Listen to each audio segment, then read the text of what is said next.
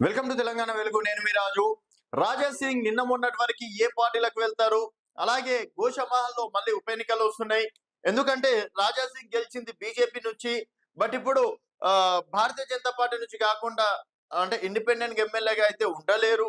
అలాగే ఆయన రాజీనామా పత్రంలో కూడా మీకు అవసరం ఉంటే డైరెక్ట్ స్పీకర్‌కి కూడా చెప్పుకోండి అని చెప్పేసి కూడా చెప్పడం అనేది జరిగింది. సో నిన్న మొన్నటి వరకు దాదాపుగా నెల రోజుల సస్పెన్షన్ తర్వాత రాజా సింగ్ ఒక సంచలన నిర్ణయం తీసుకునడం అనేది జరిగింది. సో రాజా సింగ్ నిన్న తన మనసులోని మాట చెప్పాడు. నేను వెళ్ళబోయే పార్టీ ఒకవేళ ఏదైనా ఉందంటే మళ్ళీ భారతీయ జనతా పార్టీ అని చెప్పేసి చెప్పడం అనేది జరిగింది. సో మళ్ళీ ఆయన భారతీయ జనతా పార్టీలోకి ఎంట్రీ ఇవ్వడాన్ని అభిమానులు, కార్యకర్తలు పెద్ద ఎత్తున సంబరాలు జరుపుకుంటున్నారని చెప్పేసి కూడా చెప్పుకోవచ్చు. సో నే నాకు భారతీయ జనతా పార్టీ తప్ప వేరే పార్టీ సెట్ కాదు. కాంగ్రెస్‌కి వెళ్దామా అంటే అది బీజేపీకి పెద్ద అపోజిషను. 60 సంవత్సరాలకి ఏం చేసిందో అందరికీ తెలిసిన విషయమే. సో అట్లా ఆ విధంగా కాంగ్రెస్ చరిత్ర చెప్పడం అనేది జరిగింది. తర్వాత బీఆర్ఎస్ 10 సంవత్సరాల దౌర్జన్యాల గురించి బీఆర్ఎస్ చెప్పడం అనేది జరిగింది. ఇంకేదైనా ఉందా?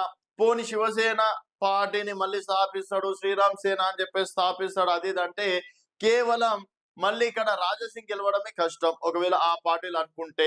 అందుకని ఇవన్నీ ఆలోచించి రాజాసింగ్ కీలక నిర్ణయం తీసుకున్నారు. ఒకటి తనకి సూట్ అయ్యేది భారతీయ జనతా పార్టీ.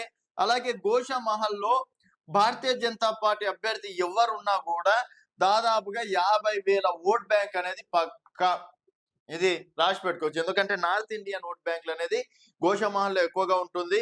ఇలాంటి సమయంలో రాజాసింగ్ గనక మిస్టేక్ చేస్తే మరి తనకి రాజకీయాల పట్ల ఇంకా అవగాహన లేదనుకోవాలన్నట్టు కూడా కొంతమంది చెప్పడం అనేది జరిగింది. సో రాజాసింగ్ తెలివైన వ్యక్తి కాబట్టే అలాంటి తప్పు చేయకుండా మళ్ళీ భారతీయ జనతా పార్టీ వైపు చూస్తా అని చెప్పేసి చెప్తున్నారు.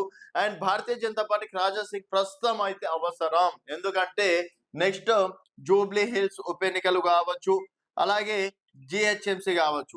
జిహెచ్ఎంసీ కావచ్చు, జూబ్లీ హిల్స్ ఉప ఎన్నికలు కావచ్చు. ఈ 2 ఉన్నటువంటి నేపథ్యంలో రాజా సింగ్ ఒక్కడే దాదాపుగా ఒక 10,000 ఓట్ బ్యాంక్ అయినా సరే ప్రతి అంటే ఈ జూబ్లీ హిల్స్ నియోజకవర్గంలో చేంజ్ చేయగలిగే సత్తా ఉంటుంది. అలాగే ఇంకోటి 5,000 ఓట్లతోటి జూబ్లీస్‌లో గెలిచిన సందర్భాలు చాలా ఉన్నాయి. 10,000 ఓట్లంటే is a not a joke అని చెప్పేసి కూడా చెప్పుకోవచ్చు.